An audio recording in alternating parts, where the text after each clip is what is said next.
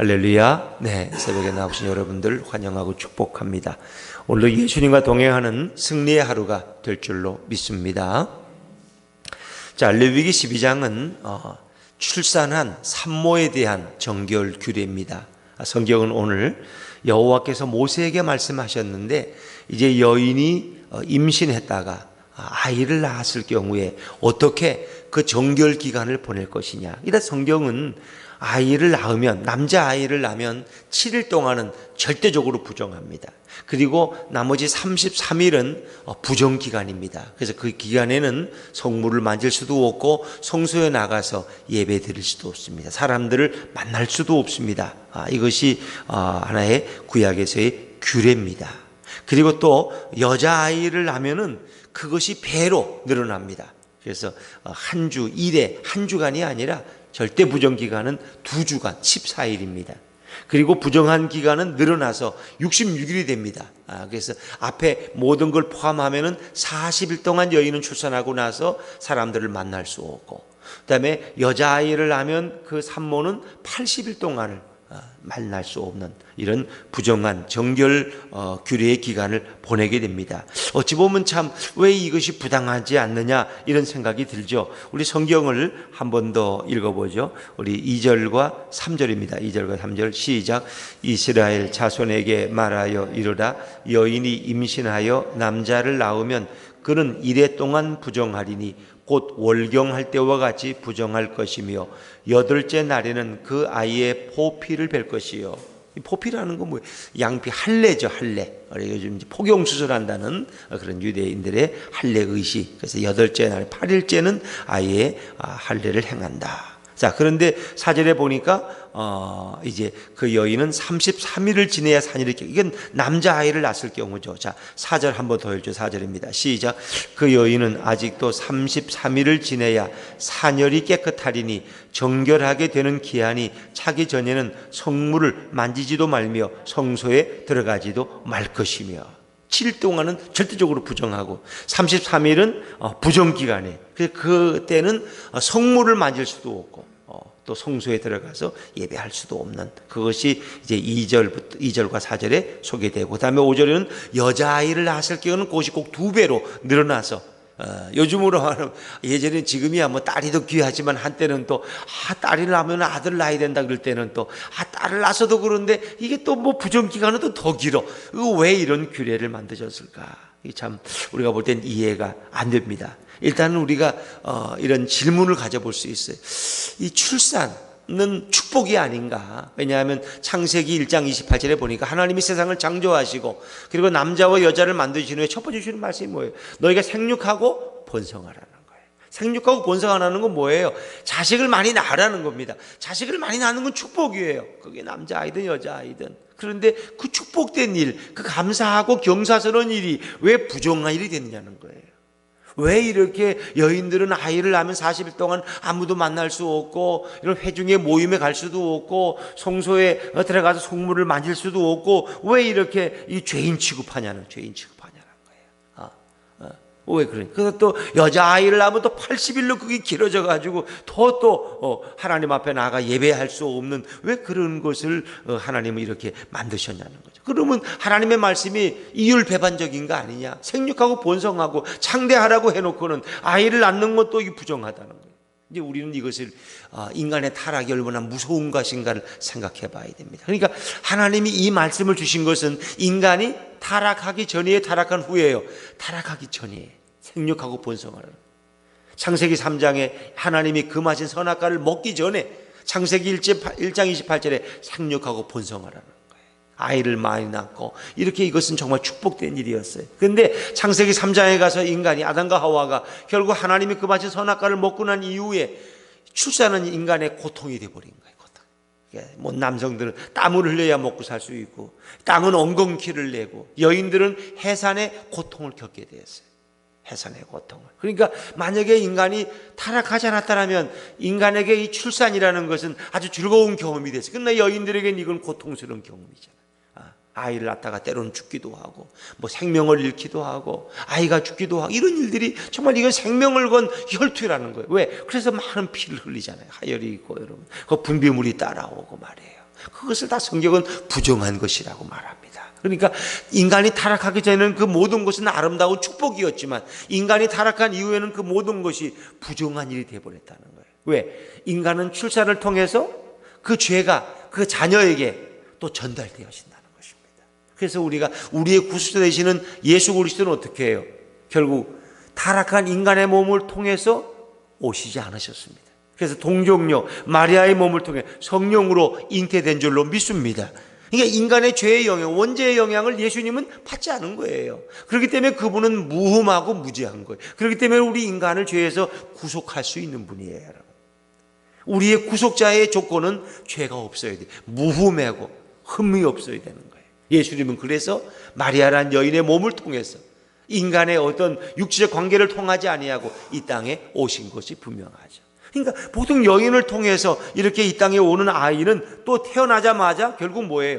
죄인이라는 것입니다. 그래서 기독교의 입장은 성선설이 아니라 성악설. 인간은 태어나면서부터 선하다가 아니라 인간은 태어나면서부터 악하다는 것입니다. 인간은 태어나면서 악한 거예요. 왜? 첫사람 아담이 범죄했기 때문에, 타락했기 때문에, 인간 속에 원죄가 들어와 버렸기 때문에.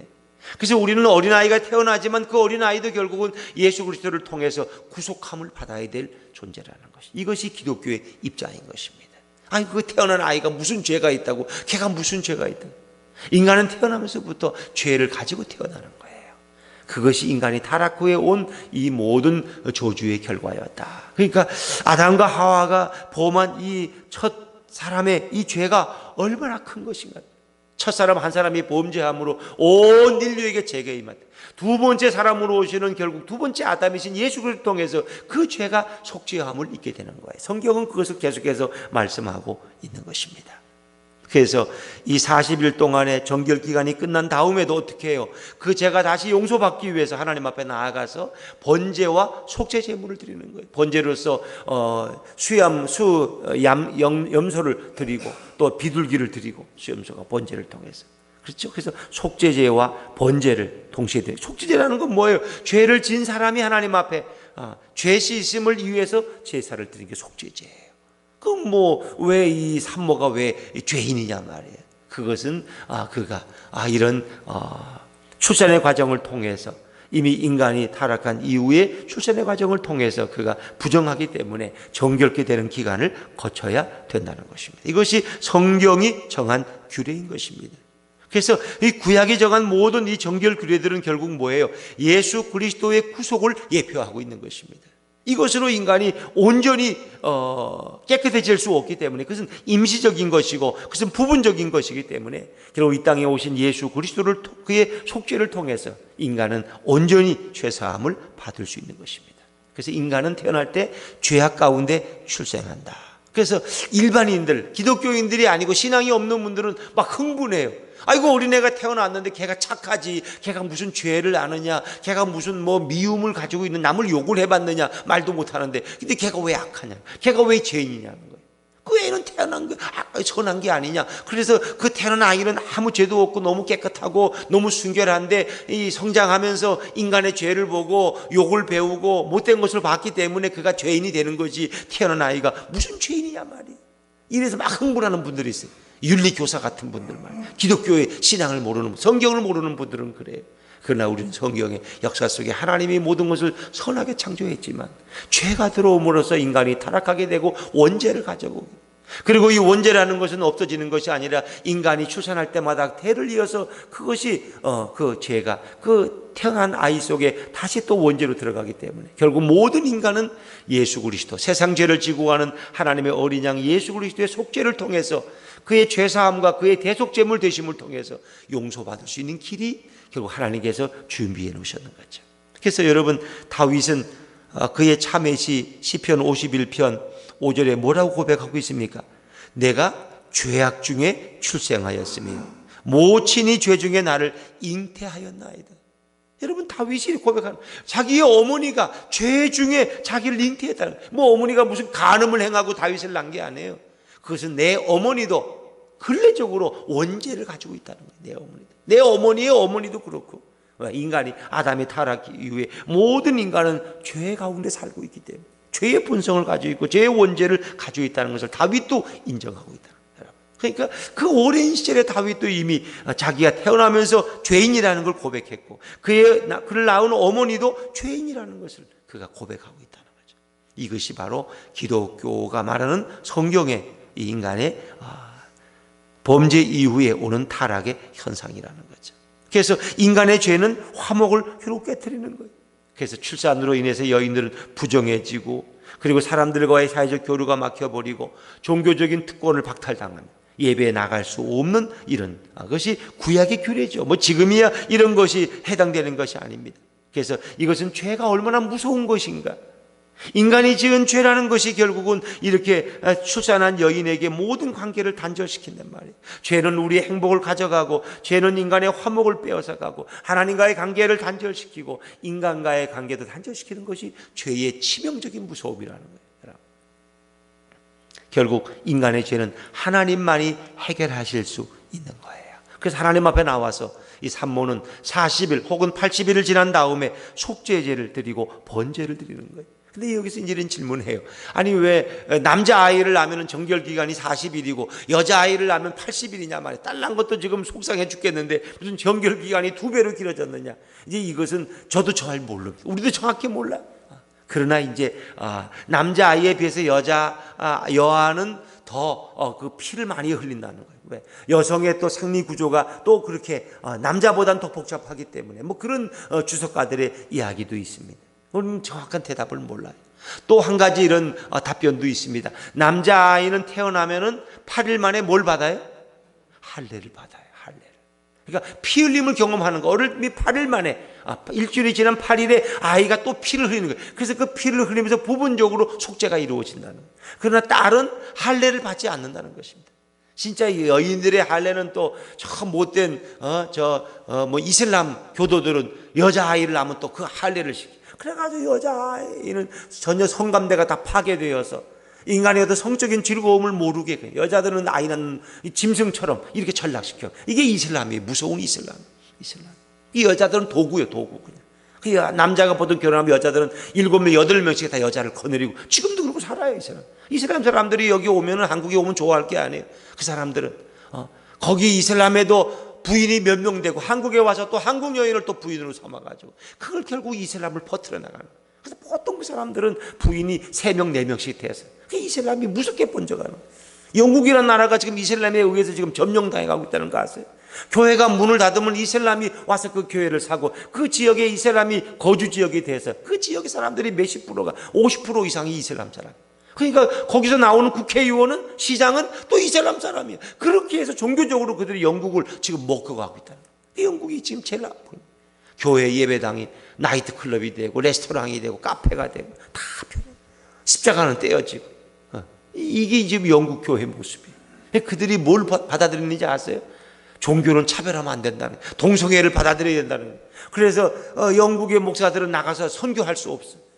기독교만이 구원의 진리가 있고 하나님만이 창조주라는 말을 못해요. 진화론이 오히려 진리인데 왜 창조주를 얘기하느냐. 동성애자들이 오면 주례를 해줘야 돼요. 동성애자를 차별하면 안 돼. 그러니까 영국이 선교를 못해. 그냥 교회는 자연적으로 퇴해버리고 오히려 타교인, 이교인, 이슬람 교도들은 마음대로 포교해가지고 그들은 아이만 낳으면 다 이슬람 교로 데리고 가. 그래가지고 영국의 작은 도시들이 다 이슬람 교도들에 정복당하고 있다는 거 아세요? 이게 심각한 영적 위기입니다. 이런 위기가 지금 한국에 찾아오고 있다는 거예요.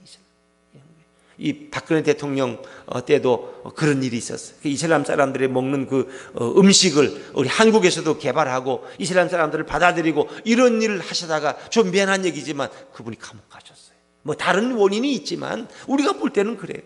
이명박 대통령도 왜 감옥 가 있느냐? 간단해요. 이슬람 사람 돈 많으니까 그 돈을 경제 지원을 받아가지고 한국 경제를 어떻게 해보려다가 그게 이슬람 사람들의 돈을 받는 것이 결국 이슬람을 받아들이는 거예요. 그것도 결국 그런 장로님이지만 그런 영적 분별력이 없었어요. 그도 결국 감옥 갔어요. 지금 우리 사회 전체가 이런 지금 뭐 무슨 사회주의 현상 또 진보 뭐 이런 것들이 결국 보수를 해도 결국 흐름이 다 그런 쪽으로 가고 있어요. 결국 기독교를 말살하는. 그래서 모든 종교는 똑같다. 예수 믿으라고 말할 수 없다. 선교할 수 없다. 이제 이런 법이 자꾸 국회에서 만들어내는 노력들이 있어요. 그래서 그걸 위해 크리스찬 국회의원들이 굉장히 몸으로 애쓰고 그걸 막아내려고. 막아내려고. 그래서 뭐 성소수자를 보호를 하고 연약한 자를 동등하게 대하는 이런 차별, 어쩌하는 게 결국은 내막을 보면은 다 기독교를 말살시키기 위한 이런 걸 우리가 영적으로 볼 수 있어야 돼요, 여러분. 영적으로. 그래서 죄라는 것은 이렇게 무서운 것이다. 죄가 이렇게 무서운 것이다. 결국 그 인간의 죄는 하나님만이 용서할 수 있는 거예요. 용서할 수. 그리고 결국 피 흘림이 없은 주 사함이 없다는 거예요. 그래서 구약에 드리는 이 많은 속죄제와 수많은 양들과 소의 죽음은 그 피 흘림은 임시적인 것이고 이건 아주 극히 부분적인 것이지 완전한 사죄함이 될 수 없어요. 그래서 결국은 구약의 모든 제사는 예수 그리스도의 영원한 속죄제물 되심을 예표하고 가리키고 있는 것입니다. 그래서 예수님을 가리켜서 세상 죄를 짓고 가는 하나님의 어린 양이라고 성경은 말씀하고 있는 거죠. 자, 그래서 인간의 그 당시에도 여인들의 부정함은 결국은 속죄제와 번제를 통해서 해결해야 되는 거죠. 자, 6절 말씀을 한번 읽어볼까요? 6절입니다. 6절 같이 읽죠. 시작. 아들이나 딸이나 그 여인은 번제물을 위하여 1년 된 어린 양을 가져가고 속죄제를 위하여 집비둘기 새끼나 산비둘기를 회막문 제상에게로 가져갈 것이요. 이건 아들이나 딸이라 동일한 거예요. 번제를 위해서는 1년 된 어린 양, 속죄제를 위해서는 집비둘기나 산비둘기 새끼. 근데 이 어린 양을 드릴 이 힘이 안 돼요. 경제력이 안 되면 어떻게 해요? 산비둘기 2마리나 집비둘기 새끼 2마리를 가져다가 번제물, 속죄제물로 쓰라는 거죠. 자, 8절 말씀, 8절 말씀 다시 한번 읽습니다. 시작. 그 여인이 어린 양을 바치기에 힘이 미치지 못하면 산비둘기 2마리나 집비둘기 새끼 2마리를 가져다가 하나는 번제물로 하나는 속죄제물로 삼을 것이요 제사장은 그를 위하여 속죄할지니 그가 정결하리라. 아멘. 그래서 이 모든 번제물, 속죄제물도 예수 그리스도를 가리키는 거고 이 모든 번제나 속죄 제사도 예수 그리스도의 대속 제물 희생을 예표하고 있는 것입니다. 결국은 예수 그리스도만이 우리의 영원한 속죄자가 되시고 우리의 구원자가 되심을 말씀하고 있습니다. 이 모든 부정한 것은 결국 예수 그리스도를 통해서만 정결함을 입을 수 있다. 어제는 제가 이런 부정한 짐승과 정결한 짐승을 말씀드렸습니다. 이 모든 부정한 것도 결국은 예수 그리스도의 피 흘림을 통해서는 정결함을 입을 수 있는 거예요. 죄인이 의인이 되고 저주받은 인생이 축복의 인생이 되고 지옥 갈 인생이 천국 갈 인생이 되는 것은 오직 예수 그리스도만을 통해서 가능한 거예요. 나는 길이요 진리요 생명이니 나로 말미암지 않고는 아버지께로 올 자가 없다. 천하 인간의 구원받을 만한 이름은 예수 그리스도 외에는 없는 것입니다. 그래서 그 이름 예수가 얼마나 존귀한 이름인가. 오늘 그 예수님을 우리 마음에 영접하고 오늘 그분을 믿음으로 이 하루를 승리하는 저와 여러분 되시기를 주 이름으로 축원합니다. 기도하겠습니다.